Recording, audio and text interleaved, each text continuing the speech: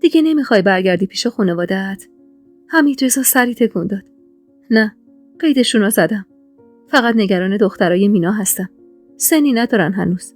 زیر دست عزیز بزرگ بشن، تهش آیندهشون تباه میشه. میترسم بلایی سرشون بیاره. اونا یادگار مینا هستن. از پنجره نشیمن خیره شدم به حیاط.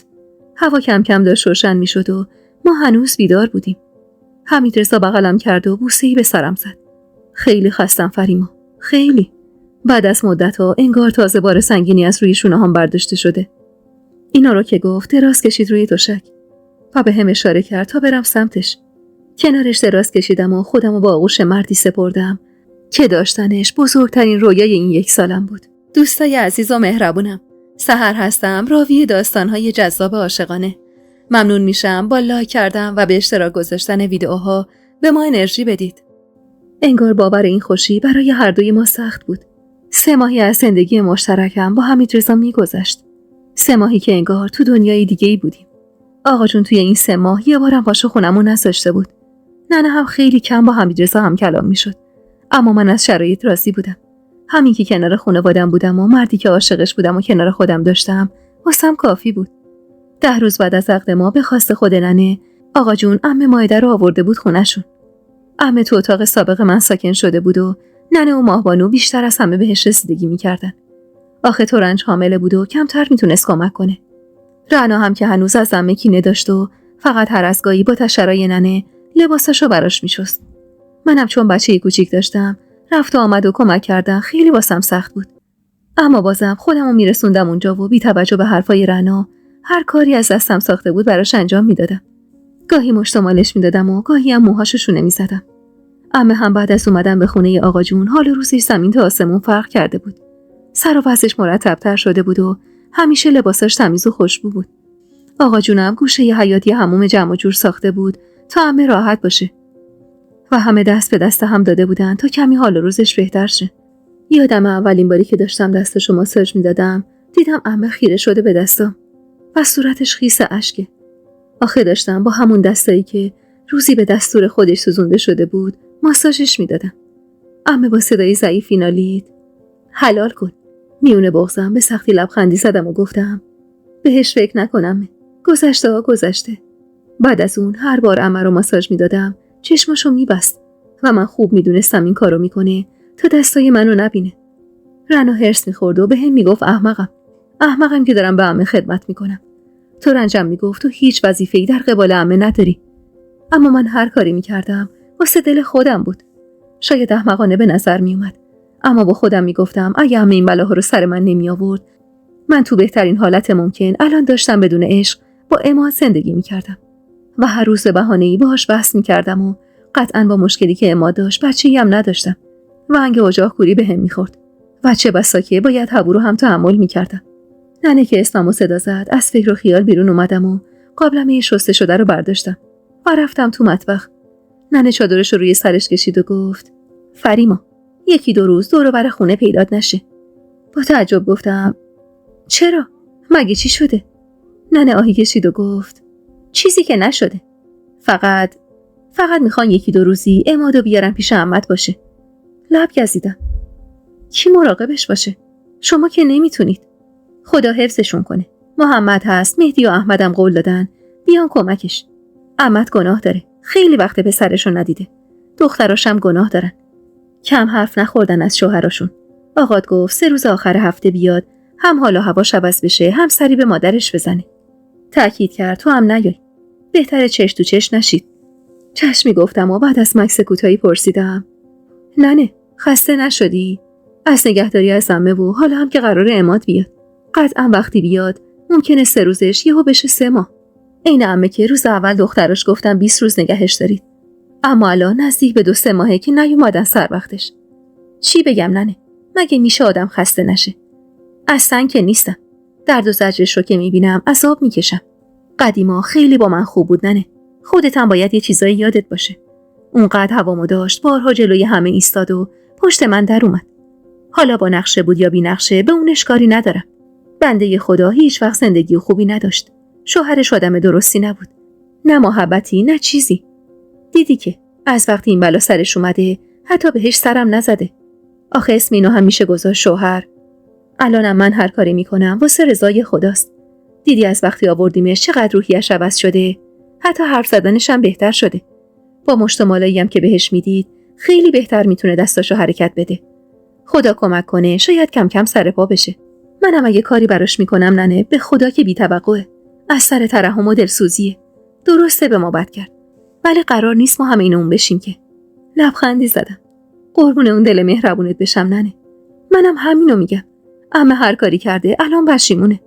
الانم که عماد بیاد خونتون من با حمیدرضا حرف میزنم. اگه مشکلی نداشت میام سر میزنم. هم حامی به شما عادت کرده هم خودم دلم تنگ میشه. هرچی بین من و عماد بوده هم تموم شده. ننه خواست مخالفت کنه که سری گفتم نه نگو ننه. من که قرار نیست از کسی فرار کنم. دارم تو همین ده زندگی میکنم. تو این مدت کم حرف نشیدم از فامیل و آشنا. اونقدر شنیدم که پوستم کلفت شده. تو نگران من نباش. من خودمم میخواستم عمادو ببینم تا بفهمم حسم نسبت بهش چیه. ازش کینه دارم یا نه. دلم میخواد دلمو صاف کنم ننه. بس هرچی با کینه زندگی کردیم. تازه همه اینا منوط به اینه که حمیدرضا رضایت داشته باشه که اگه نداشته باشه این کارو نمیکنه. ننه بی حرف سری تکون داد و با گفتن اینکه میدم محمد ناهارتون رو بیاره از خونمون رفت. آخه اومده بود به هم سر بزنه و وقتی دیده بود از دست حامی نرسیدم غذا بپزم گفت دیگه نمیخواد دست به کار بشی. خودم واسهتون ناهار میفرستم.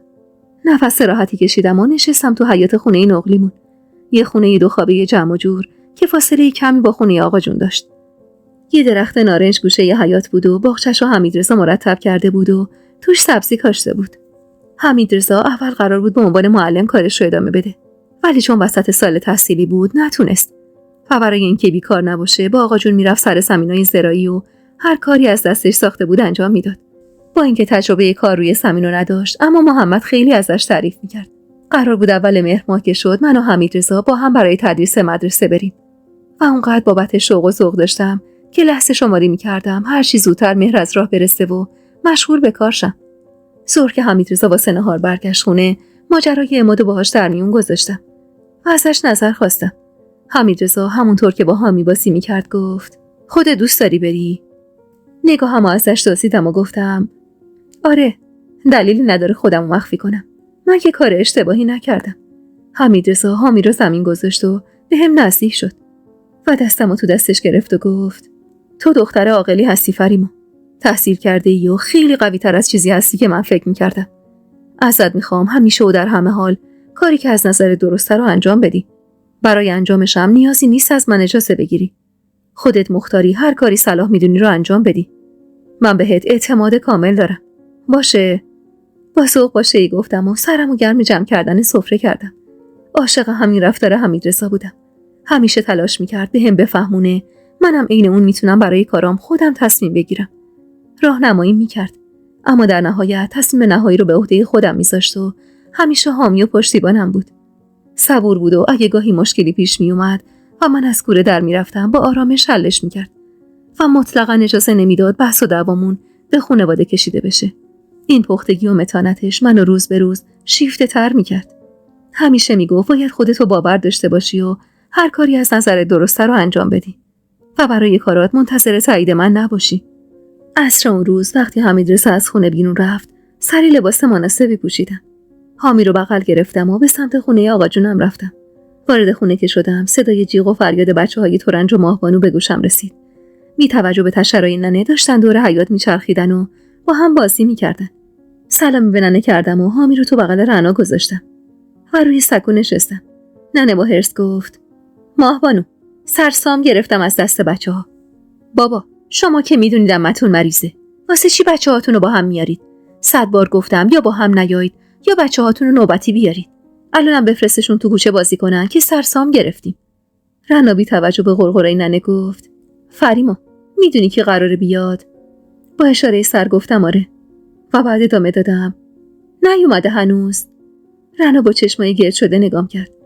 میدونی و پا شدی اومدی؟ چرا نیام رنا؟ مگه کاری کردم که خودمو مخفی کنم؟ رنا نفس عمیقی کشید. به خدا عقل تو از دست دادی فریما. میخوای ببینیش که چی بشه؟ با لجبازی گفتم نبینمش چی میشه. اصلا تو چرا تو گذشته ها موندی رنا؟ هرچی بود گذشت و تموم شد و رفت. به خدا من باهاش کنار اومدم. اون وقت تو هنوز مشکل داری؟ بعدم یادت نرفته که مسبب حال روز عماد منم. پس بذار کاری رو انجام بدم که وجدانم آسوده باشه بابتش. رنا حق به جانب نگام کرد. از بس احمقی. بزنن تو سرت بازم تشکر میکنی و میگی دستتون درد نکنه. چرا محکم‌تر نزدید؟ اون عمادم حقش بود هر بلایی سرش آوردی. میخواست آقا جونو بکشه. میخواستی وایسی و همینجور نگاش کنی. هر کسی جای تو بود بدتر از این به سرش می آورد. تازه به عمد که نبوده. لبخندی زدم و بوسه‌ای به گونه‌اش زدم تا بحثو تموم کنه. در حیاط که زده شد از جا بلند شدم و پشت سر ننه و آقا جون به سمت در رفتم. عماد با کمک داماداشون و عصای زیر بغلش میتونست را بره. به نظر من حال روزش از عمه خیلی بهتر بود. هرچند ریشاش بلند شده بود و به شدت لاغر و تکیده شده بود. یکی از دستاش کنار بدنش افتاده بود و انگار نمیتونست درست حرکتش بده. پای راستش هم روی زمین میکشید. با دیدن من سرشو پایین انداخت. ننه نگاه بدی بهم انداخت و اشاره کرد برگردم تو. عقب رفتم به سمت مطبخ. بغض بدی گلومو گرفته بود. یک کینه قدیمی چه بلایی سر ما آورده بود. عماد با کمک آقا جون و محمد وارد اتاق عمه شد. با رفتنش رنا با لبای ورچیده گفت: دلم واسش سوخت. چقدر لاغر و نزاره. اونم قربانی کینه عمه شد. ننه تشری به رنا زد: 2 دقیقه جلوی دهنتو بگیر رنا. نمیبینی پنجره بازه، احمد ممکنه بشنوه. رنا بی حرف از جا بلند شد و منم که تو آسونه در مطبخ ایستاده بودم رفتم داخل. ننه هم اومد و با هم داشتیم مسرونه رو آماده می‌کردیم. سینی رو برداشتم و رو به ننه گفتم: من ببرم اتاق عمه؟ ننه بی حرف سری تکون داد. سری سینی رو برداشتم و راهی اتاق عمه شدم. ضربه‌ای به در زدم و با صدای آقا جون وارد شدم. عماد نشسته بود رو تشکی که براش گذاشته بودن و پاهاشو دراز کرده بود. و تشکش دقیقاً همون جایی بود که من قبلا می‌خوابیدم. همون جایی که روم نفت ریخت و آتیشم زد. از تصور اتفاقات گذشته چشمام پر از اشک شد. اما نفس عمیقی کشیدم تا جلوی اشک ریختنمو بگیرم. سینی رو جلوی آقا جون گذاشتم و خودم به بهونه دادن میوه به عمه کنارش نشستم. عماد لب زد: مزاحم شدیم دایی. اگه اجازه بدید اول هفته ننمو برمیگردونم خونه. خودم میتونم از پسش بر بیام. آقا جون اخ میکرد: حرفشم نزن. موعده همینجا میمونه. عفت و دخترها مراقبشن. فشاری هم به کسی نمیاد. تو نگران نباش. عماد چیزی نگفت و نیم نگاهی به من انداخت و بعد از سکوتی کوتاه گفت: خوبی؟ زندگیت خوبه؟ شنیدم بچه داری. آهسته گفتم: خدا رو شکر. بله. عماد پوزخندی زد و با دست سالمش دستی به پای از کار افتادش کشید و گفت: باز خدا رو شکر حداقل تو خوشبخت شدی. من که تا عمر دارم باید با این پای لنگ و دست علیلم سر کنم. کینش رو یکی دیگه به دل من انداخت. تاوانش رو تو جوونی من باید پس بدم. با بغض سرمو پایین انداختم. عذاب این که من باعث ثبانی حال عماد شدم لحظه‌ای رهام نمی‌کرد.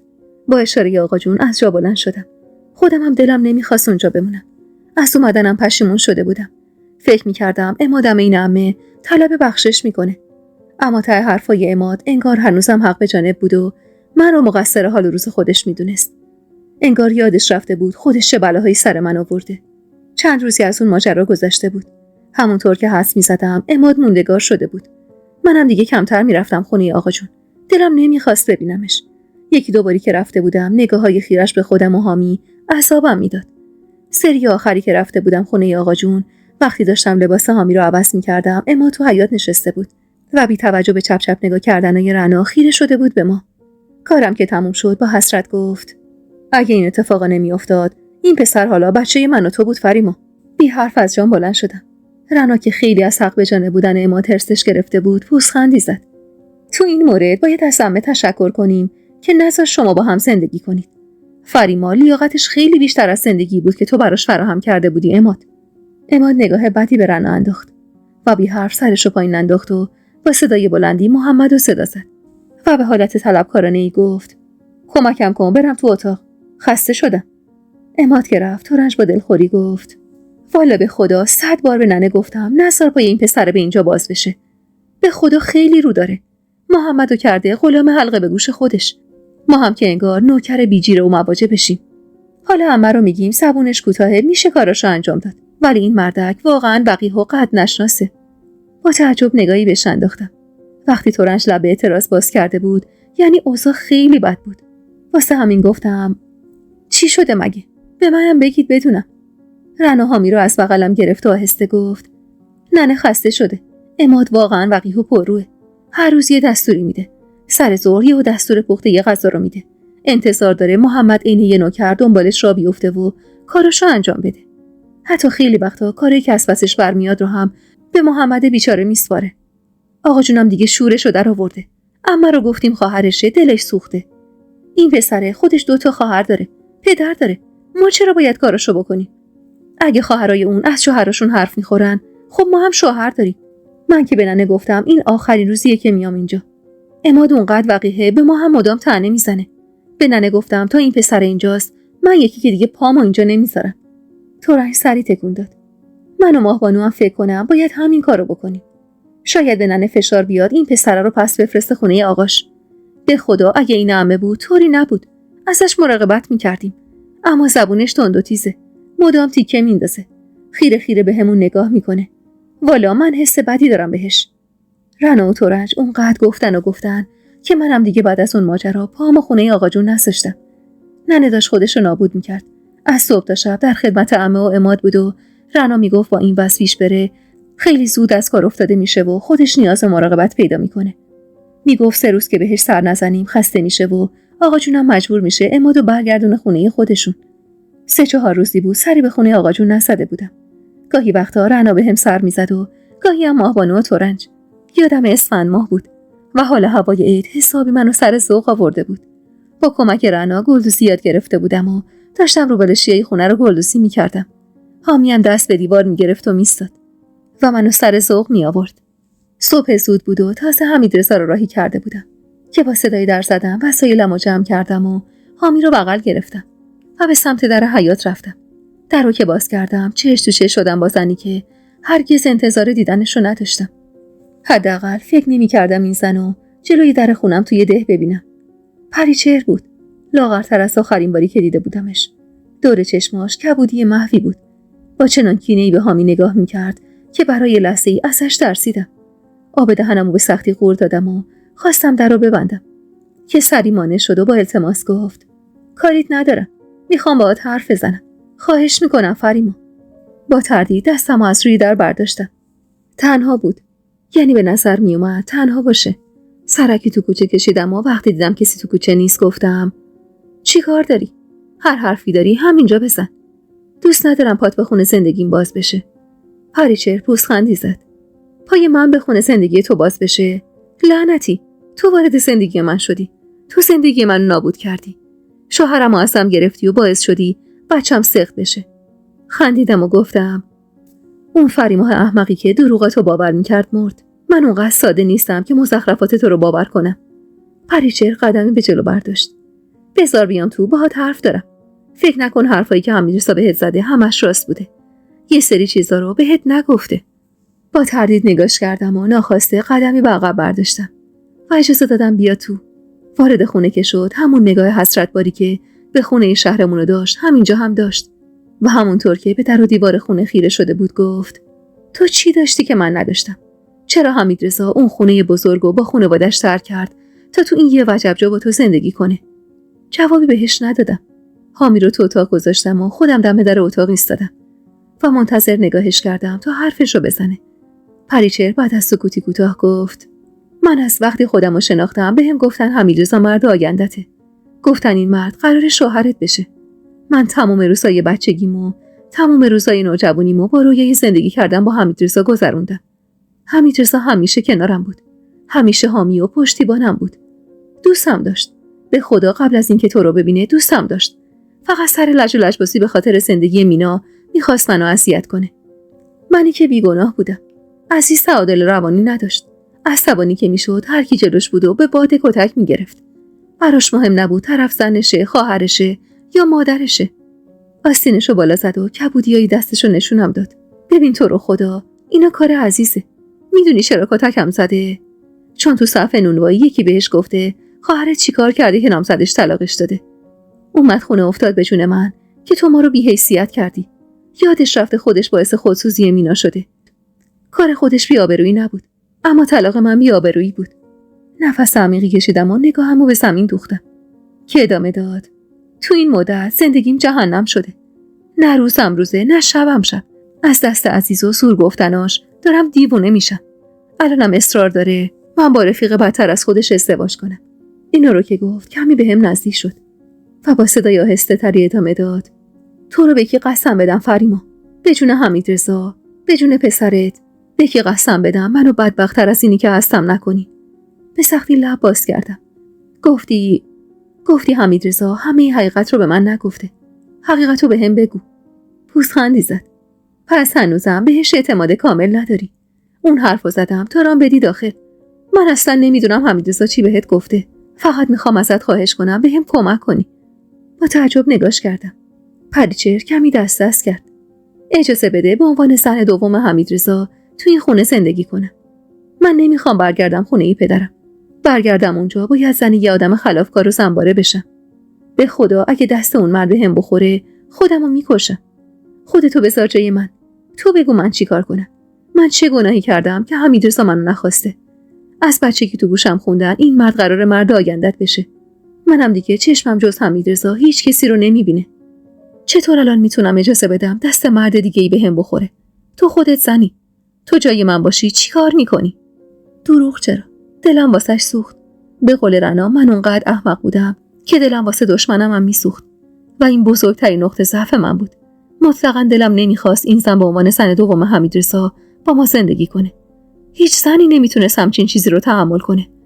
اما دلم میخواست راهی جلوی پاش بذارم تا مجبور برگشت نباشه. بهش گفتم تو خودت زنی. میدونی هیچ زنی نمیتونه حضور یه زن دیگر رو تو زندگی شوهرش تحمل کنه.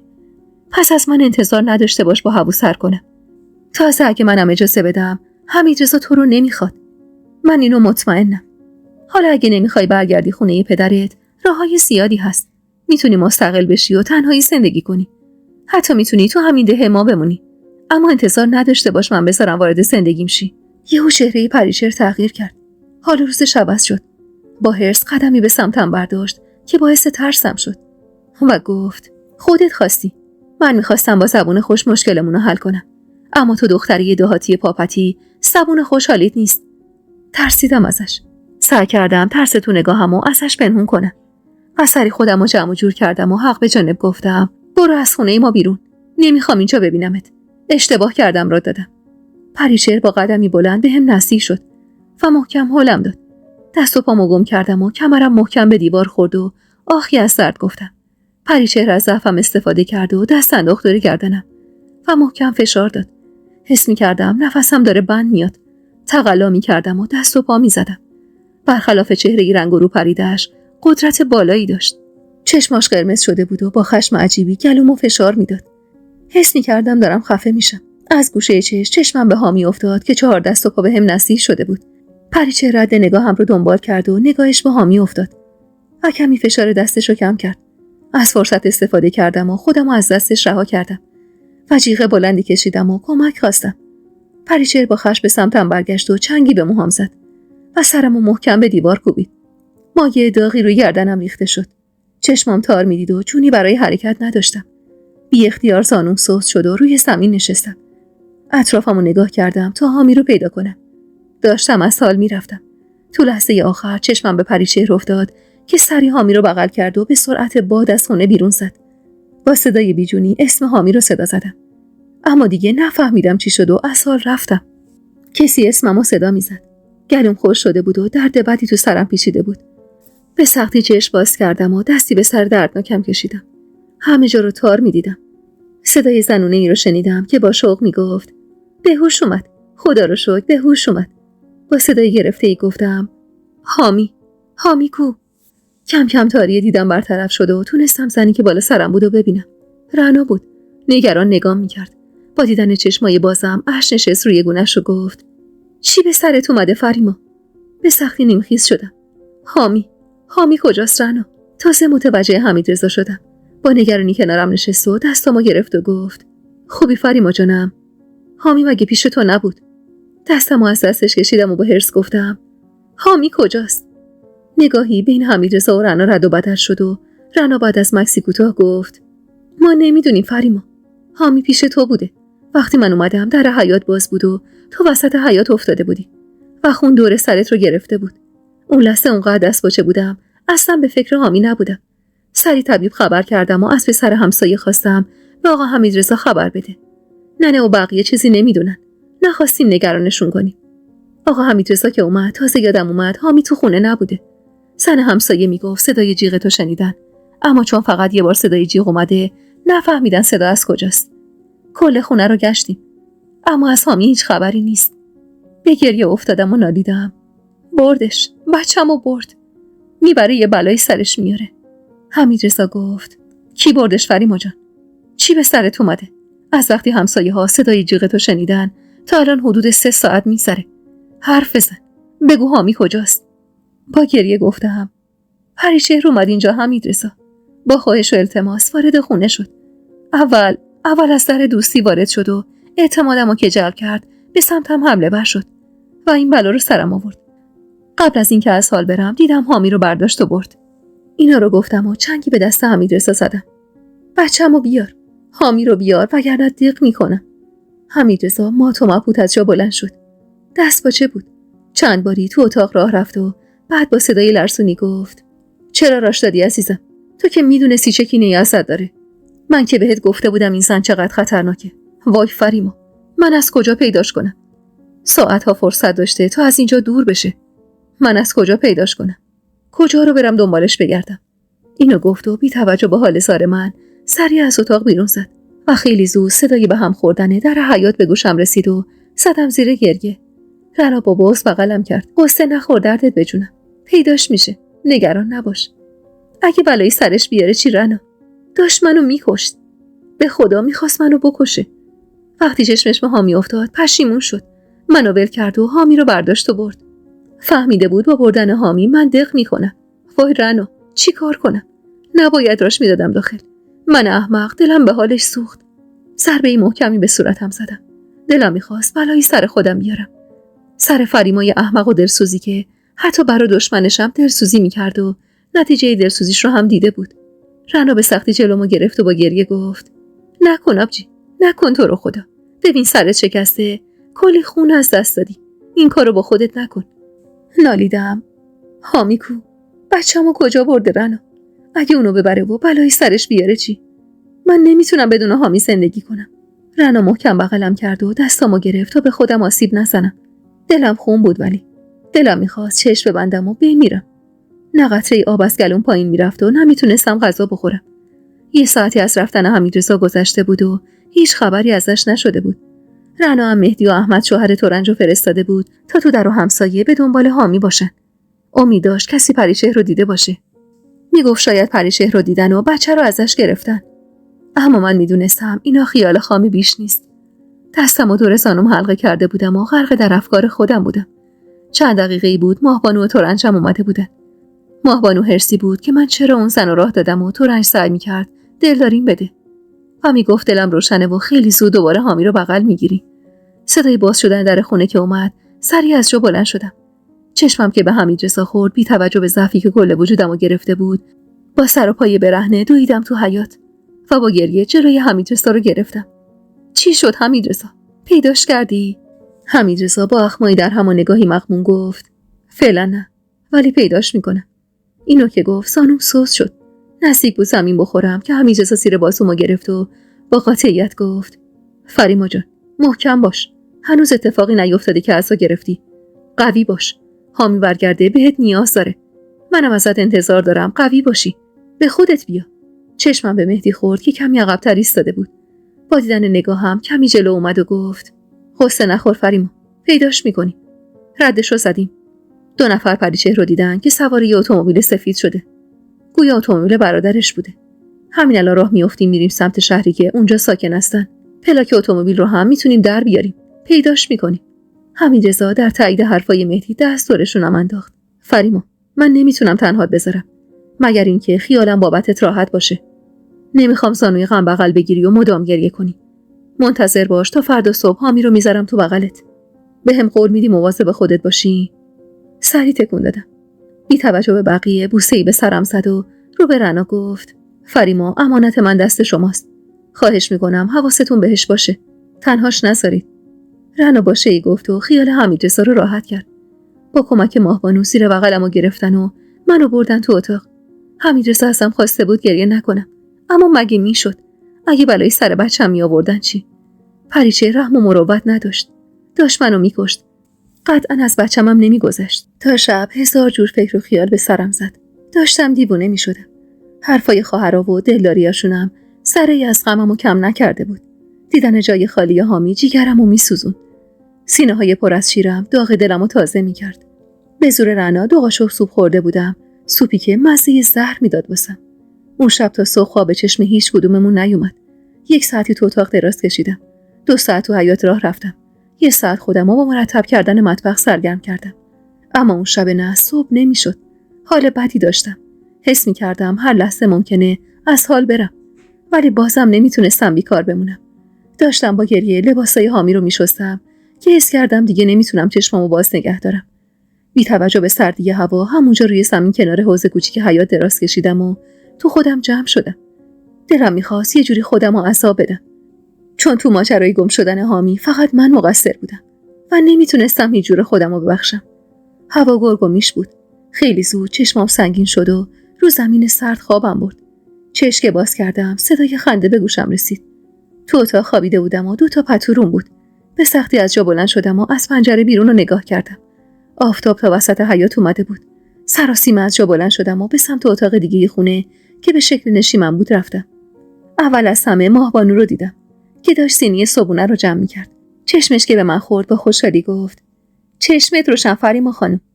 تازه متوجه رنا و مهدی، تورنج و احمد و بچه‌هاشون شدم. گوشه سفره هم حمیدرضا نشسته بود و حامی رو پاش بود. باورم نمیشد. دوباره اشک نشست روی گونم.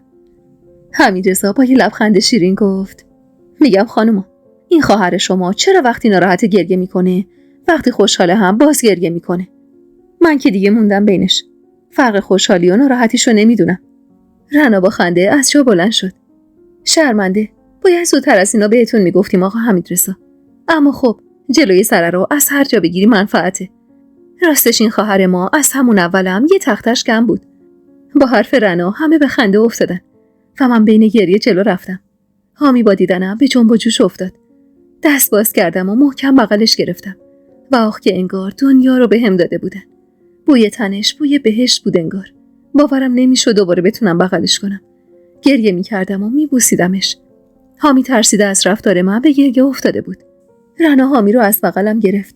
خدا عقلت بده. دیگه چرا داری گریه میکنی؟ به سختی خودم رو کنترل کردم و گفتم: چطوری پیداش کردید؟ از کجا؟ حمیدرضا دستمو گرفت و مجبورم کرد بشینم. فریما جانم، بشین 2 تا لقمه غذا بخور، رنگ به صورت نداری. پا شدی رفتی رو زمین سرد خوابیدی تا همین 1 ساعت قبل تب و لرز داشتی. بعدم رو کرد به ماهبانو: لطف می‌کنید براش سوپ بیارید، خیلی ضعیف شده. ماهبانو 1 کاسه سوپ برام آورد. 1-2 قاشق خوردم و با بیقراری گفتم: خب بگو دیگه حمیدرضا، از کجا پیداش کردی؟ بعدم اشاره کردم به رنا تو حامی رو بهم بده و لباسشو بالا زدم و با وسواس گفتم: سالمه، بلای سرش نیوردن.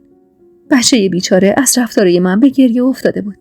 دوباره رنا اومد سراغم و ازم گرفتش: آبجی، یه چیزی بخور برات میگیم.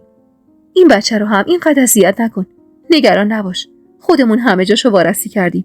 سالمه. به اجبار چند قاشق دیگه سوپ خوردم و منتظر به حمیدرضا نگاه کردم. آفتاب غروب کرده بود وقتی ما رسیدیم شهر. همون اول رفتم سر وقت خونه پریچر. پدر و مادرش ازش خبر نداشتن. گفتم با عزیز رفته و گفته 2-3 روزی جایی کار داره.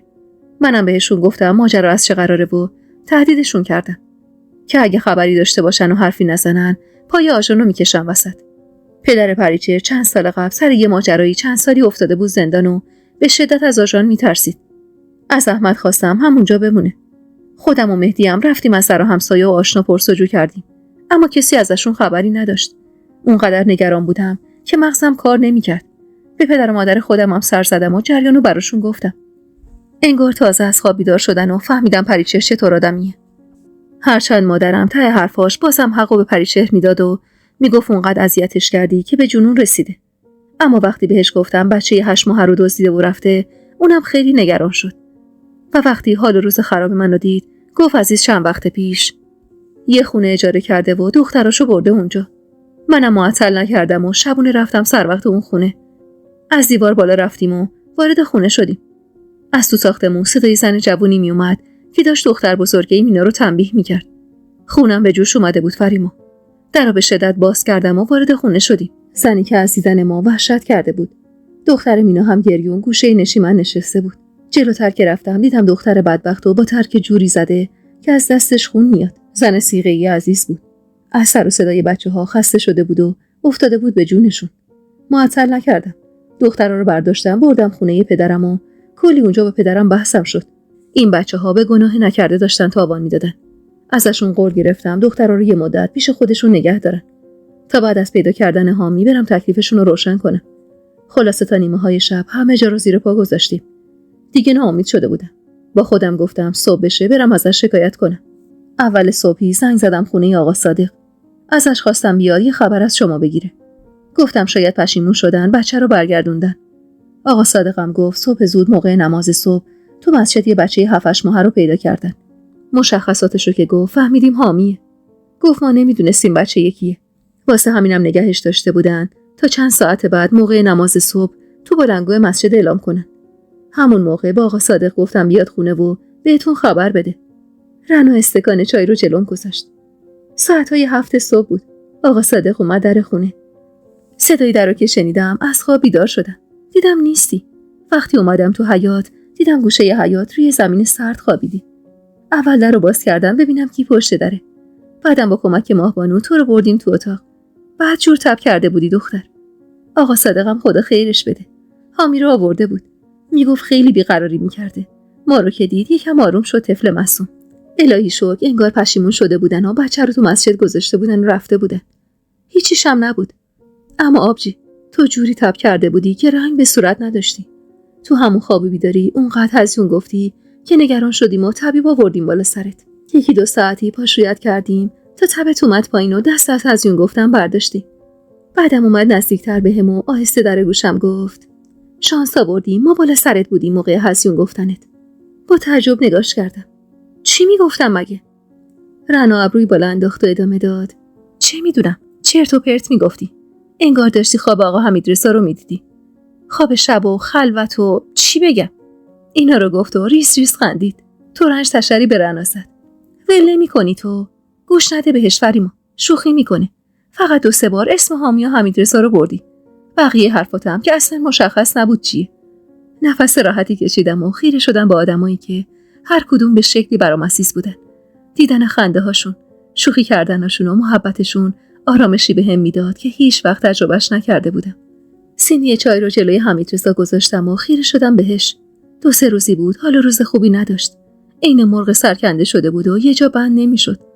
2 ماهی از ماجرای دزدیده شدن حامی گذشته بود. وارد سال نو شده بودیم. حمیدرضا هم بعد از سال تحویل سری به خانواده‌اش زد. قصدش سر زدن به دخترای مینا بود.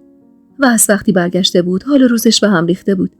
استکان چای رو گذاشتم جلوش و گفتم حمیدرضا نمیخوای بگی چی شده؟ چرا اینقدر به هم ریخته ای؟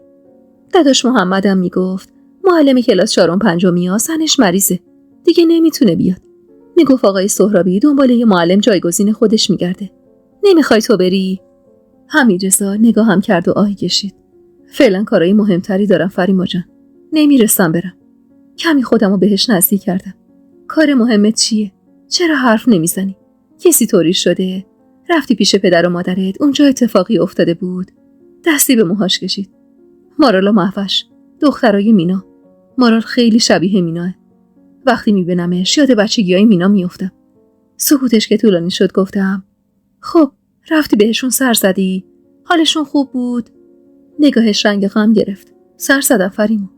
عزیز اون مردک بیشرف میگه نگهشون نمیدارن. پدر و مادر منم 3 سالی ازشون گذشته. حال و حوصله 2 بچه رو ندارن. دخترها آواره شدن. یه روز خونه خاله، یه روز خونه دایی. حال و روز خوبی نداشتن.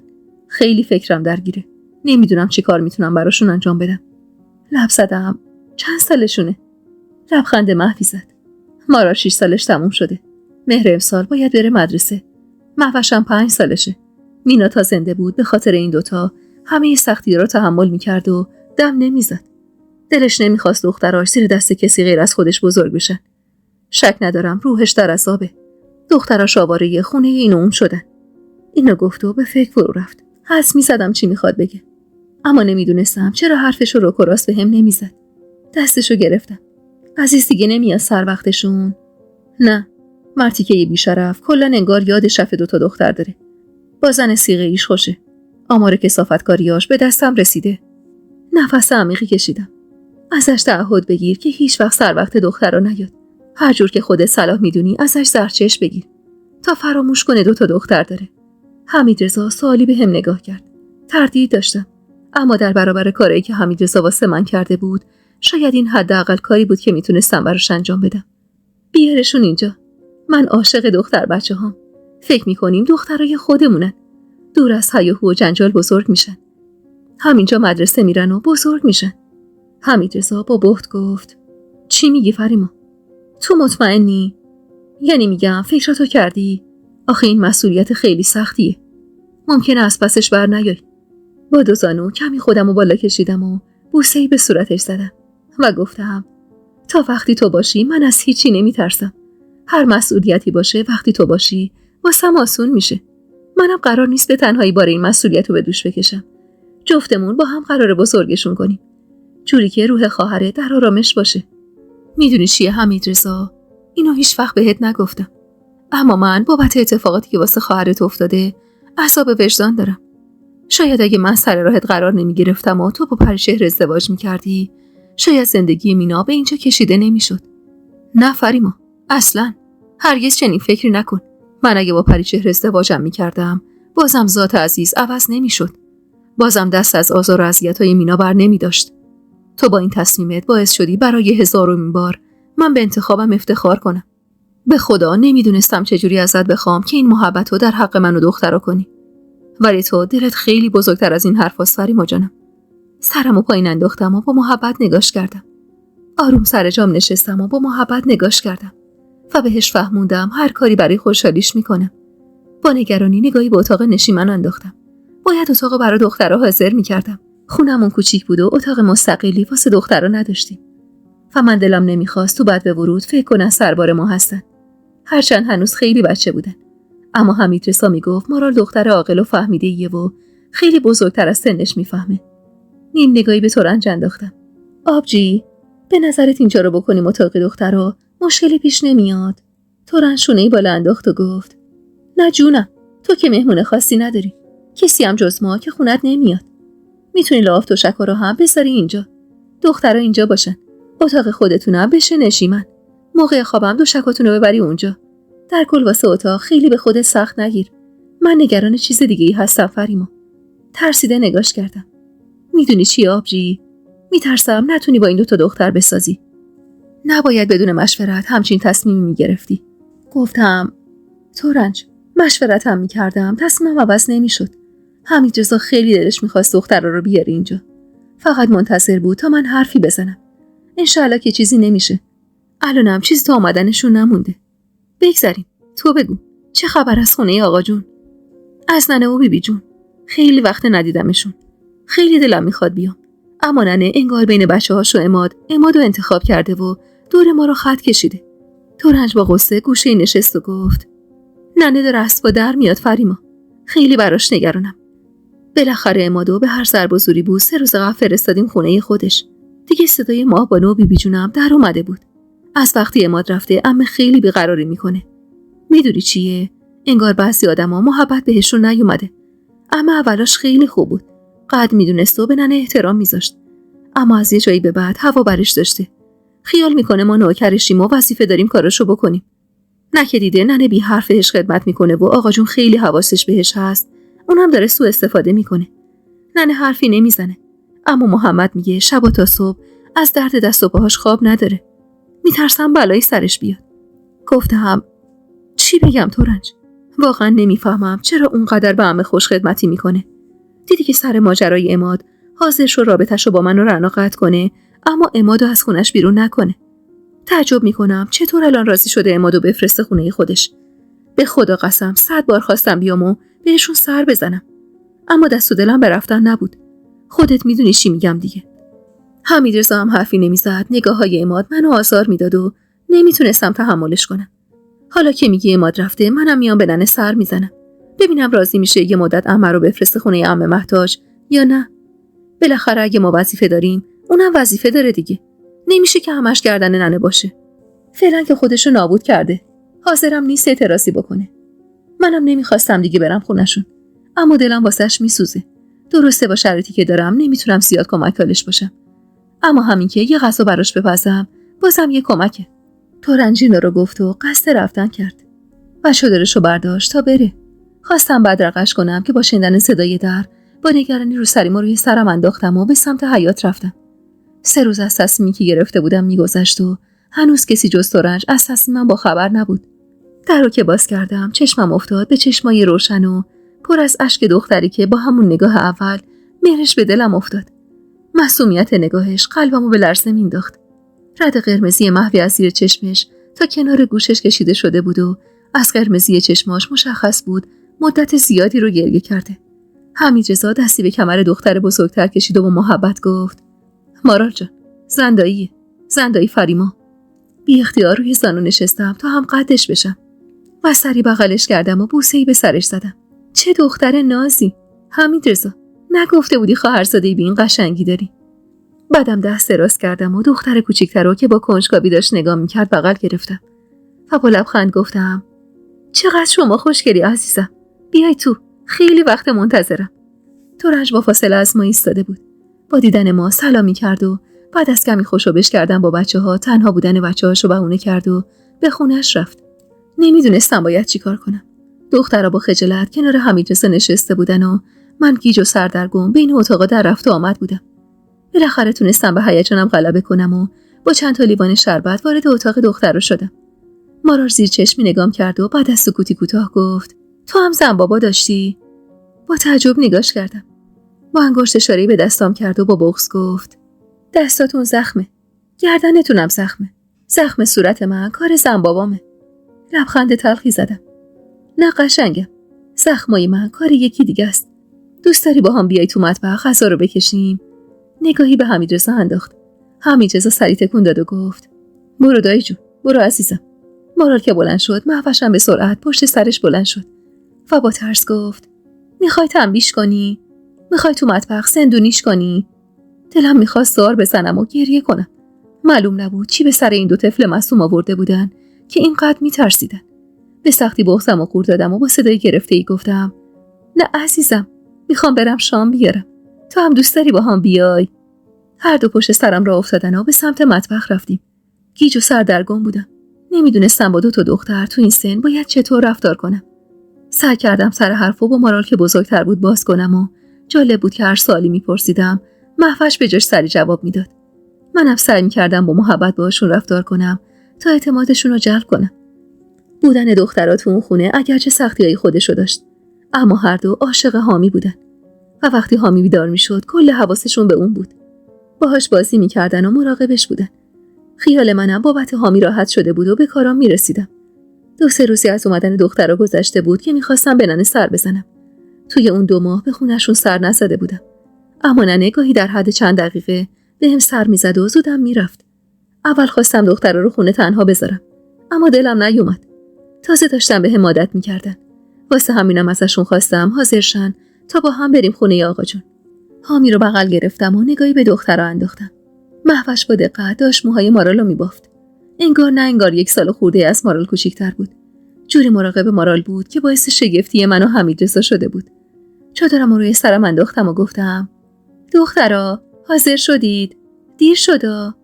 محوش با دستای کوچیکش بافته به هم ریخته موهای مارالو روی شونش انداخت و گفت: بریم زندایی، ما حاضریم. به سختی جلوی خندمو گرفتم. موهای مارالو بد بافته بود، اما دلم نیومد تو ذوقش بزنم. دست محوش رو گرفتم و اونم دست مارالو گرفت و همگی به سمت خونه آقا جون رفتیم. توی راه عمه مهتاج رو دیدم. با دیدن ما با شگفتی جلو اومد و بعد از سلام کردن با تعجب گفت: دخترای کی هستن فریما؟ نکنه دخترای شوهرتن؟ شنیده بودم قبل از تو زن داشته. پس راست بوده. سری تکون دادم. نه عمه، دخترای خواهر حمیدرضا هستن. قراره پیش ما زندگی کنن. اگه کاری ندارید من یکم عجله دارم. عمه ابروی بالا انداخت و در حالی که نگاهش رو به ما دوخته بود زیر لب خداحافظی کرد و ازمون دور شد. با حرص با قدمای بلند به سمت خونه آقا جون رفتیم. این مردم منتظر کوچکترین چیزی بودن تا ازش حرف و ماجرا در بیارن. وارد که شدیم صدای داد و بیداد عمه به گوشم رسید که داشت به ننه بد و بیراه میگفت. کلافه حامی رو به دخترها سپردم و به سمت نشیمن بردمشون و خودمم با قدمای بلند به سمت اتاق قدیمیم رفتم. وارد اتاق که شدم با دیدن ننه که با چشمای گریون داشت سینی صبحانه واژگون شده رو جمع می‌کرد و عمه که با حرص و صورتی قرمز شده از خشم داشت به ننه بد و بیراه میگفت، خونم به جوش اومد. همش تقصیر توئه. تو و دخترات بچه‌مو بیرون کردید. بچه‌ت جلوت پرپر بزنه عفت که بچه منو آواره کردی. با هر سلام بلندی کردم. ننه سرشو بالا گرفت. با دیدن من سری اشکشو پاک کرد و سینی صبونه رو برداشت. عمه هم حق به جانب نگام کرد و به سختی گفت، چیه؟ بچه‌مو بیرون کردید، حالا سر و کلتون پیدا شده. نگاه بعدی بهش انداختم و با خشم گفتم، خوبه یکم قحط بدونید عمه. ننه من بی مزد و منت داره ازتون نگهداری میکنه. اون وقت به جای تشکر این حرفا رو میزنید. عمه که از مواضعش کوتاه نمی اومد با عصبانیت گفت، همش تقصیر توئه. گم شو برو بیرون. با حرص سینی رو از دست ننه گرفتم و بی حرف از اتاق بیرون زدم و از در اتاق محکم بستم تا عمه هر چقدر دلش میخواد داد و بیداد کنه. ننه روی پله نشست و با صدای بلندی زد زیر گریه. مشغول ماساژ شونه ها شدم و با غصه گفتم، چرا گریه میکنی ننه؟ ننه با صدای گرفته‌ای گفت، ای خاک بر سر من خاک بر سر اومدم ثواب کنم، کباب شدم. ببین چی بهم میگه بعضای بچت بشینی که بچه‌مو بیرون کردی. والا عماد خودش خواست بره. ما رو آسی کرده بود. دخترها جرئت نداشتن بیان اینجا. همتون پاتون از اینجا بریده شد. گفتم عیب نداره. من خوبی میکنم. خدا یه جایی جوابشو میده. این همه از خودم گذشتم. درد و سختی رو تحمل کردم. به خودش و پسرش خدمت کردم که آرزوی مرگ بچه‌مو کنه. که به محمد بگه الهی بری زیر گل. ای زبون تو مار بگز زن که اینقدر دلت سیاهه. بچه‌های من بهش خوبی کردم. ببین اون چی میگه. سری تکون دادم. تقصیر خودت ننه. محبتم حد و اندازه‌ای داره. هر کسی لیاقت محبتو نداره. حالا تا اینجا هر کاری از دست ساخته بوده کردی. بعد از این دیگه زیر بار نرو. خبر بفرست دختراش بیان دنبالش. ننه با غصه گفت، از گناهش میترسم ننه. اخ میکردم. کدوم گناه ننه؟ مگه وظیفه ای تو ازش نگهداری کنی؟ 2 دختر داره، شوهر داره، خواهر و مادر داره. به من و شما چه؟ تا اینجا هم بهش لطف کردی و فهمیدی لیاقت لطف و محبتو نداره. از خودت و سلامتی خودت گذشتی. دیدی که چی جواب تو داد؟ ننه آهی کشید. خیلی وقت خسته شدم. اما به خاطر آقا جونه دم نزدم. نخواستم دلشو بشکنم. حالش خوب بود. از اینکه خواهرش تو خونش بود، حالش خیلی خوب بود. من که دقیق نمیدونم تو گذشته بین آقا جون تو ماعده چی گذشته. یعنی هر چی هم میدونم از حرفای آقا جونته. اما احساس میکنم آقا جونت عذاب وجدان داره در مورد ماعده. حس میکنم با آوردنش به اینجا میخواست از بار عذاب وجدانش کم کنه. واسه همینم نخواستم نبیارم و دلشو بشکنم. این مرد خیلی جاها پشت من بوده و نذاشته اخمی به صورتم بشینه. منم تا امروز اگه کاری کردم فقط به خاطر اون بوده. وگرنه بزنی که در حق دخترم بدترین کارا رو کرده، چطور میتونستم خدمت کنم؟ زیر بازوی ننه رو گرفتم و به سمت نشیمن بردمش. وارد که شدیم با دیدن دخترو با تعجب نگاهی به من انداخت. اینا کیان دیگه؟ لب گزیدم و آهسته گفتم، دخترای خواهر حمیدرضا. میگم حالا واسهتون. فعلا بشینید براتون آبقند بیارم که رنگ به صورت نداری. لیوان آبقندو به خوردش دادم و یواش یواش ماجرای دخترا رو واسش تعریف کردم. حرفم که تموم شد ننه با تعجب گفت، والا که انگار عقل تو سرت نداری. این چه کار احمقانه‌ای بود کردی فریما. این دخترا پدر دارن. پدر بزرگ و مادر بزرگ دارن. تو چی کاری که بخوای نگهشون داری؟ 4 روز سر خشکشون میکنی بزرگ شدن، یا پدرشون میاد دنبالشون یا خودشون میرن دنبال پدرشون. با چه عقلی شما 2 همچین تصمیم میگرفتید؟ مگه اینا بی کس و کار بودن؟ نگاهی به مارال که داشت زیر چشمی نگامون میکرد انداختم و با صدای آرومی گفتم، راه دیگه نداشتیم ننه. مادرشون فوت شده بود و پدرشون پی عیاشی و خوشگذرونی خودش بود. این طفل مصدوما هم آواره خونه این و اون شده بودن. حمیدرضا هم پریشون حال بود. دخترای خوبین. پدرشون هم دست نوشته داده به حمیدرضا که تحت هیچ شرایطی سر وقت این بچه‌ها نیاد. هرچند خودم شک داشتم به این حرفایی که داشتم میزدم، اما امید داشتم عزیز هیچ وقت هوس نکنه بیا سر وقت دختراش. و به خودم قول داده بودم به بهترین شکل ممکن بزرگشون کنم و بفرستمشون مدرسه و بعدم دانشگاه تا واسه خودشون کسی بشن و روزای تلخ بچگی رو فراموش کنن. داشتم با ننه حرف می‌زدم که سر و کله ماهبانو پیدا شد. مختصری ماجرا رو برای اونم تعریف کردم. ماهبانو شونه‌ای بالا انداخت و با گفتن اینکه صلاح زندگی تو خودت بهتر میدونی به سمت مطبخ رفت. ننه بی حرف خیره شده بود به دخترا و منم تو حال هوای خودم بودم که صدای زمین خوردن چیزی اومد و پشت بندش صدای فریاد ماهبانو به گوشمون رسید. سراسیمه از جا بلند شدم و از مارال خواستم حواسش به حامی باشه و خودم هم به سمت اتاق عمه دویدم. وارد اتاق که شدم با دیدن صحنه روبروم درس بدی به جونم افتاد.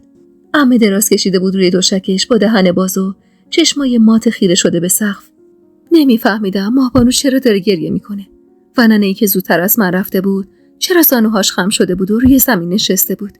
با بود جلو رفتم. زانو زدم جلوی عمه و دستشو گرفتم. گرم بود. نفس راحتی کشیدم و سمسمه کردم. بدنش گرمه. ماهبانو حقه خونان گفت مرده فریما، مرده. تشری زدم و گفتم چی میگی ماهبانو؟ چرا مزخرف میگی؟ چرا باید مرده باشه؟ همین چند دقیقه قبل داشت داد و بیداد میکرد. خودم صداشو شنیدم. صدای گریه ننه که بلند شد انگار تازه فهمیدم چی شده. عمه فوت کرده بود. خیره به سقف با دهنی باز و چشمای وحشت زده. قلبم تون تون میزد و تمام بدنم میلرزید. با دستای لرزون چشمای وحشت زده عمه رو بستم و صدای گریه‌ام گم شد تو صدای شیون ننه و گریه‌های ماهبانو. فردای اون روز عمه به خاک سپرده شد. دست مارالو گرفتم و حامی رو تو بغلم جابجا کردم و خیره شدم به خونه ابدی عمه، به قبری که حتی دیدنش لرز به جونم مینداخت. مارال با بغض خودشو بهم چسبوند و گفت مامان منو هم خاک کردن زندایی. به سختی جلوی گریه‌مو گرفتم. آره عزیزم، اینجا خونه ابدی همه ماست. مامانم میترسه زندایی. همیشه از تاریکی میترسید. بابام میدونست واسه همینم میخواست اذیتش کنه. مینداختش تو زیر زمین که تاریک بود. با حالی خراب چشم چرخوندم. مهوش تو بغل حمیدرضا بود و کمی دورتر از ما گوشه‌ای نشسته بوده. نمیدونستم در جواب مارال باید چی بگم. واسه همینم اشاره‌ای به حمیدرضا کردم. برو پیش داییت قشنگم. اینجا شلوغه، حامی اذیت میشه. حامی رو بگیر برو به دایی بگو شما رو ببره خونه. بچه رو دادم بغلش و به سمت حمیدرضا رفت. با رفتنشون نفس راحتی کشیدم و کمی به جمعیت نزدیک شدم. عمه مهتاج، خانم جون، ننه و دخترای عمه مائده و ماهبانو اطراف مزار عمه رو گرفته بودن. بیشتر از همه خانم جون گریه میکرد و عمه مهتاج سعی میکرد آرومش کنه. آقا جونم گوشه کنار مهدی و احمد ایستاده بود. سرشو پایین انداخته بود و به حدی غمگین بود که هر کسی با دیدنش دلش براش میسوخت. مراسم خاک سپاری عمه به خوبی برگزار شد و بدون حضور پسرش به خاک سپرده شد. میگفتن عماد خبر نداره. عمه مهتاج میگفت اگه بفهمه به هم میریزه و ما هم همه چیزو به خودشون سپرده بودیم. چیزی که اینجا خیلی ناراحت کننده بود این بود که بعد از اون همه زحمتی که ننه کشیده بود همه فکر میکردن ننه و ما باعث بانی فوت عمه شدیم. رنا هرس میخورد و ترنج میگفت نشنیده بگیرید و جواب کسی رو ندید. بعد از فوت عمه رفت و آمدم به خونه آقا جون بیشتر شده بود و تقریبا هر روز بهشون سر میزدم. روزها و هفته‌ها و ماه‌ها میگذشت. بچه‌ها جلوی چشممون قد میکشیدن و بزرگ میشدن. دخترها به دور از هیاهو وارد مدرسه ده شدن و منم از مهر همون سال معلم کلاس دوم سومیا شدم و حمیدرضا هم به کلاس پنجم ششمیا درس میداد. صبح حامی رو به ننه میسپردم و راهی مدرسه میشدیم. از ذوق درس دادن و بودن با دانش آموزام سر از پا نمیشناختم. رابطه‌ام با مارال و مهوشم خیلی خوب بود. دخترای بی دردسری نبودن، اما سازش باهاشون سخت نبود. مارال معمولاً خودرأی بود و حرف خودش بود. اما مهوش به شدت مهربون و با ملاحظه بود و خیلی راحت میتونست مارالو کنترل کنه. تو کارای خونه هم کمک حالم بودن و علاقه زیادی هم به حامی داشتن. یادمه بهمن ماه همون سال بود که یه روز وقتی داشتم امتحان بچه‌ها رو تصحیح می‌کردم، مارال اومد رو بروم نشست و خیره شد بهم. زیر چشمی نگاش کردم و گفتم چیزی شده مارال؟ چیزی میخوای؟ مارال کمی دست کرد و خیره شد به اطراف. خیلی خوب میشناختمش. وقتی میخواست حرفی بزنه و روش نمیشد مدام اطرافش رو میپایید. قلم رو زمین گذاشتم و تمام حواسم رو بهش دادم. جانم، چی میخوای بگی؟ سکوت مارال که طولانی شد مهوش با خون سردی گفت من میدونم چی میخواد بگی سنده‌ای. مارال با خشم نگاش کرد. تو ساکت شو. با محبت گفتم مارال جان عزیزم، یا خودت بگو یا اجازه بده مهوش بگه. مهوش سری و بی‌معطلی گفت چی میشه ما هم به تو بگیم مامان؟ با این حرفش برای لحظه‌ای حس کردم قلبم از حرکت ایستاد. چقدر تو این سن به این 2 بچه ظلم شده بود. مادرشون از دست داده بودن و پدرشون با بیخیالی فراموششون کرده بود. و با گذشت چندین ماه از سکونتشون تو خونه ما هنوز کسی به سراغشون نیومده بود. نفس عمیق کشیدم تا جلوی شکستن بغضمو بگیرم. مارال به تلخی گفت: دیدی گفتم مخالفت میکنه؟ اون مامان ما نیست، مامان حامیه. مهوش با بغض گفت: خودش میگه حامی داداش ماست.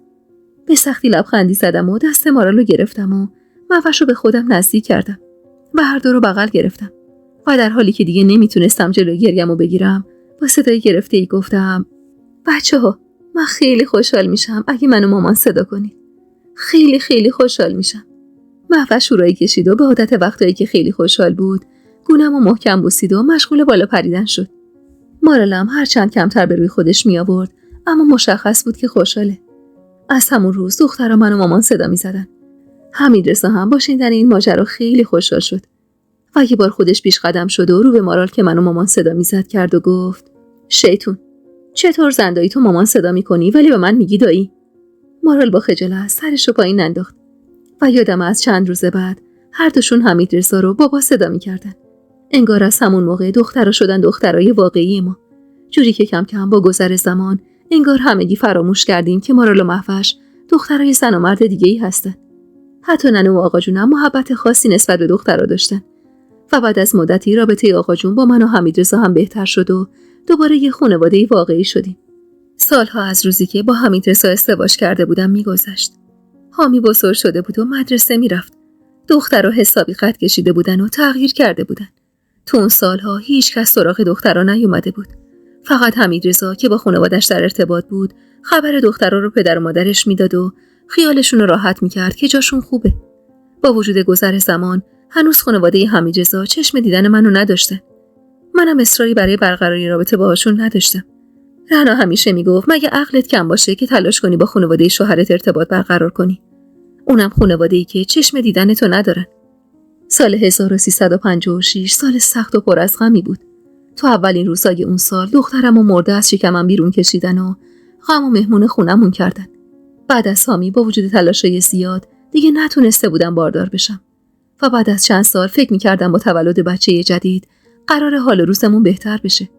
اما مرده به دنیا آمدن دخترم غم عالمو به دلمون انداخت. خرداد ماه همون سالم بیبی جون بعد از تحمل چند ماه بیماری و زمینگیر شدن یه شب خوابید و صبحش دیگه بیدار نشد. قبول مرگش برای منی که هنوز عزادار دخترم بودم خیلی سخت بود. ننه هم به شدت شکسته شده بود و غم فوت مادرش اونو شکسته تر از قبل کرده بود. جای بیبی جون بدجور خالی بود. بودنش برای هممون نعمت بود. نعمتی که قدرشو ندونستیم و زود از دستش دادیم.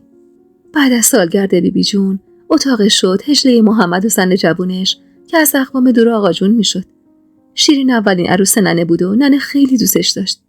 اونم دختر خوبی بود و سرش به کار خودش بود.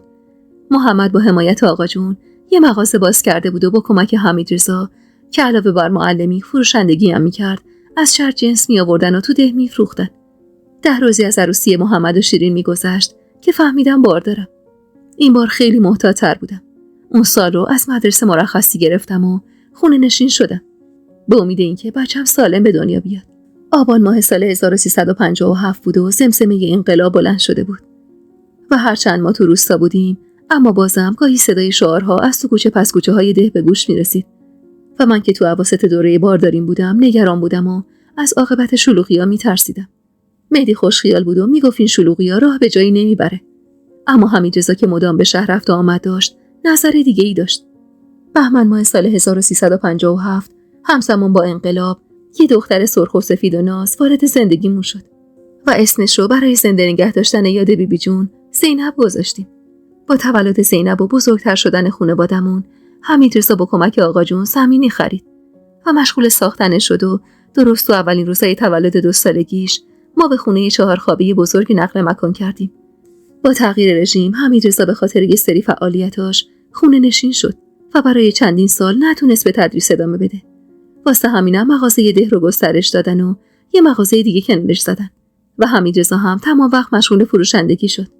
خیلی دلش می‌خواست برای زندگی به شهر بریم اما من دل کندن از خانواده‌مو نداشتم و بعد از سختی‌های زیادی که کشیده بودم ترجیح میدادم تو ده باشم. مخصوصاً که هر کسی که به شهر رفت و آمد داشت خبر از آشوبا و شلوغی‌ها میداد. با شروع جنگ به خاطر کمبود نیرو حمیدرضا دوباره برای تدریس مدرسه برگشت و منم به خاطر اینکه زینب از آب و گل در اومده بود برگشتم مدرسه. مارالم تازه دیپلمش رو گرفته بود و به امور خونه رسیدگی میکرد و در نبود من حواسش به بچه‌ها هم بود. روزای جنگ شاید بدترین روزای زندگی ما بود. هادی برادر کوچیک‌ترم داوطلبانه به جنگ رفته بود و ننه و آقا جون از غصه اون روز و شب نداشتن. پسر بزرگ ماهبانو هم به دور از چشم خانواده‌اش راهی جنگ شده بود و ماهبانو هم حال روز خوبی نداشت و همه ما نگران حال هادی و ایوب بودیم. هر بار در خونه زده میشد انگار دلهره‌ای به جون ما میافتاد. از وقتی خبر شهادت پسر سغرا خانم همسایه‌مون رو داده بودن و صدای شیوناشون به گوشمون رسیده بود، انگار خواب به هممون حروم شده بود. سخت بود بچه رشید تو بفرستی جنگ و بدن تیکه تیکه شده‌شو تحویل بگیری. سخت بود به جای بستن هجله دامادی، هجله عزای بچه‌تو ببندی. و کدوم مادری میتونست بعد از همچین غمی زنده بمونه و زندگی کنه؟ یادمه زمستون سال 65 بود. مدتی بود علی پسر رنا و امین پسر ترنج اصرار داشتن به جنگ برن. رنا راضی به رفتنش نبود و به هر قیمتی میخواست تنها پسرشو پیش خودش نگه داره. میگفت علی هنوز بچه است و تحت تاثیر جو موجود قرار گرفته. میگفت اگه این بچه بره و جنازه‌شو برام بیارن من نابود میشم. اما علی حرف گوشش نمیرفت. انگار نوه‌های آقا جون با هم مسابقه گذاشته بودن و همگی میخواستن به جبهه برن. شایدم نمیدونستن جنگ یعنی چی. نمیدونستن آدمیزاد فقط یه جون داره و شاید در چشم بر هم زدنی جونش رو از دست بده. در نهایت هم علی و امین دور از چشم خانواده هاشون شبونه با کمک هادی که برای مرخصی اومده بود راهی جبهه شدن. با رفتن پسرها انگار گرد مرده تو خونه هامون پاشیده شده بود. رفتن هادی تاثیر بدی روی مارال گذاشته بود و به شدت تو خودش بود. هادی تقریباً 4 سالی از مارال بزرگتر بود و از همون بچگی همیشه هوای مارال یه جورایی داشت. مارال مدتی بود که خواستگارای رنگارنگ زیادی داشت، اما به خواست خودش به همشون جواب رد داده بودیم. میگفت نمیخوام تو این شرایط جنگ به فکر ازدواج باشم. اما من خوب میدونستم درد مارال چیه و این سر زدنای گاه و بیگاهش به ننه واسه چیه. من این دختر رو بزرگ کرده بودم و میدونستم ته دلش چی میگذره. همونطور که میدونستم خوشخدمتی‌ها و صبونبازیای محوش برای ترنج بی‌دلیل نیست. دخترها دل سپرده بودن. حدوداً 2-3 ماهی از رفتن پسرها گذشته بود. ننه مدتی بود درگیر مریضی شده بود و زمینگیر. آقا جونم دیگه توان رفتن به زمینای کشاورزی رو نداشت و تو خونه از ننه مراقبت میکرد. آقا جونم 1 سالی بود که مادرش رو از دست داده بود. از طرفی خبرای عجیب و غریبی از عماد به گوشمون میرسید. خیلی وقت بود ندیده بودمش. آخرین بار تو مراسم 40 عمه مائده بود که دیدمش. به شدت شکسته و غمگین بود و بعد از اون دیگه کسی تو ده عمادو ندیده بود. در کل با خانواده پدریم، خصوصا خانواده عمه مائده، رفت و آمدی نداشتیم و دور از حال هم با خبر می‌شدیم یا مگر اینکه تو مراسمی همدیگر رو می‌دیدیم. آقا جونم هم همون اوایل چند باری خواسته بود بره بهش سر بزنه، اما خواهرش میگفتن حالش خوبه و دوست نداره کسی رو ببینه. بعد از مرگ مادرمون دچار افسردگی شده. آقا جونم اصراری واسه دیدنش نمی‌کرد، اما مدتی بود خبرایی به گوشمون می‌رسید. از طرف یکی از اقوام مهدی شنیده بودیم که سمیرا دختر بزرگ عمه عمادو تو طویله نگه می‌داره و به شدت باهاش بدرفتاری می‌کنه. یادم اولین باری که رنا این حرفا رو زد هیچ کسی باورش نمی‌شد. من معتقد بودم یک کلاغ شلکلاغ کردن. اما رنا شک داشت. میگفت درسته. میگفت اونی که بهمون این خبر رو داده آدم مطمئنیه. با چشم خودش عمادو تو طویله دیده. بالاخره اونقدر رنا گفت تا منو راضی کرد یه روز بهونه آش نظری به خونه سمیرا بریم و دوتایی سر و گوشی آب بدیم. البته رنا خودش هم مطمئن نبود، اما چون به آدمی که این اطلاعاتو بهشون داده بود اعتماد داشت میگفت رفتنش ضرر نداره. تا اون روز سعی کرده بودیم این خبر رو به گوش آقا جون نرسونیم، هرچند 3 سالی ازش گذشته بود، اما میدونستم اگه این خبر رو میشنید جوشی میشد و ممکن بود کار دستمون بده. کاسه آشش رو تو سینی گذاشتم و چادرمو مرتب کردم و رو به رنا گفتم قلبم داره میاد تو دهنم. آخرشم این کنجکاوی تو کار دستمون میده. حالا سمیرا نمیگه اینا هیچ وقت از من سراغی نمیگرفتن؟ چطور شده بعد از 6-7 سال اومدن در خونم برام آش بیارن؟ اصلا بریم ببینیم واقعیت داره هم و یه کاری از دستمون برمیاد. رنا اخ میکرد و سینی رو برداشت. از بس بی دست و پایی، کاری نمیخوایم بکنیم که. میخوایم به دخترممون سر بزنیم. جمع کن خودتو. یه جوری رفتار میکنی انگار داریم میریم دزدی. زیر لب گفتم دزدی نمیریم. ولی آخه بعد از این همه سال. رنا چشخوره‌ای رفت و منم دیگه چیزی نگفتم و بیمیل دنبال رنا را افتادم به سمت خونه سمیرا. از ته دلم میخواستم خبرهایی که به گوشمون رسیده بود دروغ باشه. خیلی وقت بوده ما 2 روزای تلخی که باهاش زندگی کرده بودم و فراموش کرده بودم. زندگی خوبی داشتم. حمیدرضا با گذر زمان هنوزم همون حمیدرضای روزای اول و عاشق بیشه‌ای بود که رفتارش باعث اعتراض و غرغر دامادا میشد. حامی پسر درسخون و مؤدبی بود. زینب دختر با محبتی بود. مارال و مهوشم عین دخترای خودم بودن. و من تو اون سالها هیچ کمبودی تو زندگیم احساس نکرده بودم. انگار از روزای تلخی که زن عماد بودم قرنها گذشته بود. انگار فریمایی که زن عماد بود و به بهای گذشتن از آرزوهاش میخواست زندگیشو حفظ کنه آدم دیگه‌ای بود و فریمای امروز یه آدم دیگه. همیشه دلم میخواست عمادم زندگی خوبی داشته باشه، چون اونم مثل من قربانی کینه عمه شده بود. بالاخره رسیدیم جلوی در. رنا بی خیال در زد و کمی عقب ایستاد. طولی نکشید که پسر جوانی در رو باز کرد. میشناختمش. پسر سمیرا بود. کوچکترین پسرش که تقریباً 16-17 سالش بود. با دیدنمون سری سلامی کرد و کامل جلوی در ایستاد. رنا لبخندی زد. امیر جان، اجازه هست بیایم تو؟ امیر کمی دست کرد. ببخشید، ننم خونه نیست. اما هنوز حرفش تموم نشده بود که صدای سمیرا به گوشم رسید. کی بود پسرم؟ بیا دیگه. این دوغا رو حاضر کردم، ببر خونه مش صادق. رنا پوزخندی زد. ننت که خونه است پسر جون. پسر بیچاره کلافه در رو باز کرد و از همونجا خبر اومدن ما رو به مادرش داد. هنوز کامل وارد حیاط نشده بودیم که سمیرا سراسیمه به سمت در اومد. متعجب نگامون کرد و سلام سردی داد. و همونطور که کاسه آشو برمی داشت گفت چه عجب، از این طرفا، دستتون درد نکنه. آفتاب از کدوم طرف در اومده که شما اینجا پیداتون شده؟ رنا چشم ابروی اومد و گفت چی بگم والا سمیرا جون، نیست که شما خیلی به ما سر میزنید و ما رو قوم خویش خودتون حساب میکنید.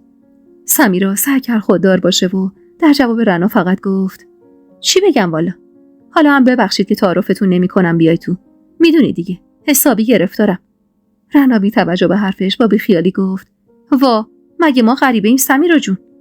اینو گفت و وارد حیاط شد و اشاره‌ای به من کرد تا دنبالش برم. وسط حیاط بساط مشت زدن سمیرا به پا بود. شوهرش بعد از انقلاب گم و گور شده بود. خیلیا میگفتن عضو گروه حکا بوده و کشته شده. یه عده هم میگفتن افتاده زندان و کسی ازش خبر نداره.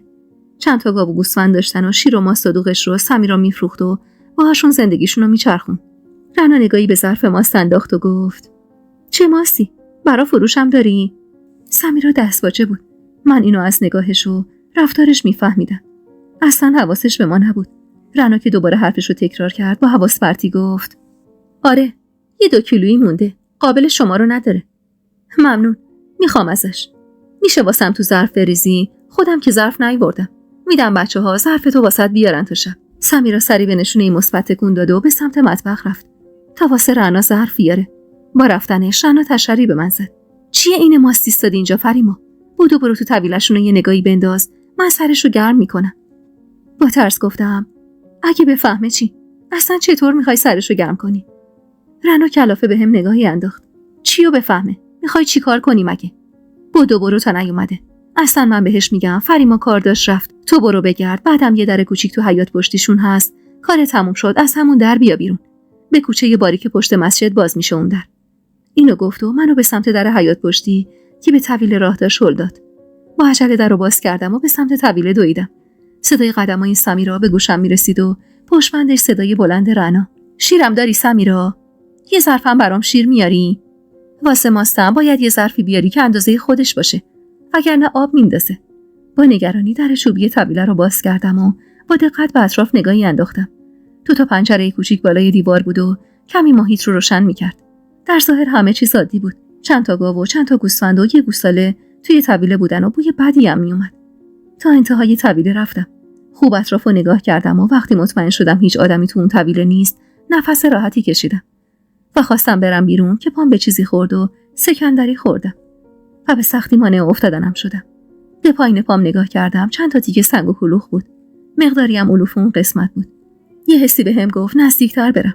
قدمی به جلو برداشتم و تو قسمت انتهایی طویله صحنه‌ای دیدم که تا عمر دارم نمیتونم فراموش کنم.